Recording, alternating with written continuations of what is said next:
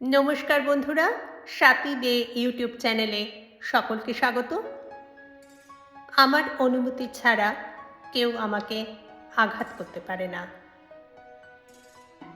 জীবনে এমন অনেক মানুষ আসবে যারা আমাদের কষ্ট দেবে, কেউ কথা দিয়ে, কেউ আচরণ দিয়ে, কেউ অবহেলা করে, আবার কেউ এমন কিছু করবে যা আমরা কখনোই তাদের কাছ থেকে আশা করিনি। প্রথমে খুব কষ্ট হবে, রাগ হবে, অভিমান হবে, মনে হবে আমার সঙ্গেই এমন কেন।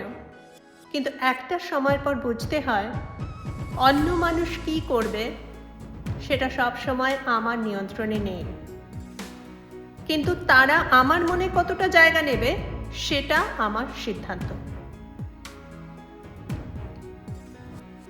কেউ আমাকে অপমান করতে পারে, কিন্তু আমি অপমানটাকে নিজের পরিচয় বানাবো কিনা সেটা আমার হাতে। কেউ আমাকে অবহেলা করতে পারে, কিন্তু সেই অবহেলার কারণে আমি নিজেকে ছোট ভাববো কিনা সেটা আমার হাতে। কেউ আমার মূল্য বুঝতে নাও পারে, তাতে আমার মূল্য একটুও কমে না। জীবনের সবচেয়ে বড় শক্তি হলো সব কিছুর উত্তর দেওয়া নয়, বরং কখন কোন কথাকে উপেক্ষা করতে হবে সেটা শিখে যাওয়া। সব আঘাতের জবাব দিতে হয় না, সব সম্পর্ক ধরে রাখতে হয় না, সব ভুল বোঝাবুঝি পরিষ্কার করতেও হয় না। কখনো কখনো নীরবে সরে আসাটাই নিজের প্রতি সবচেয়ে বড় সম্মান।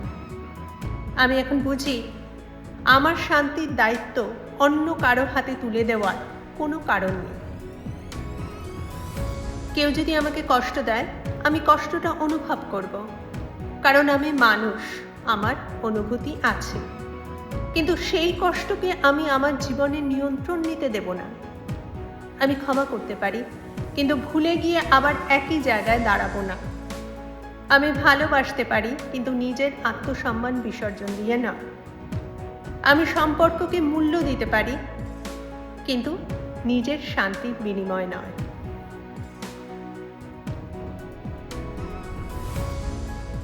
কারণ দিনের শেষে একটা কথা সত্যি, আমার অনুমতি ছাড়া কেউ আমাকে আঘাত করতে পারে না।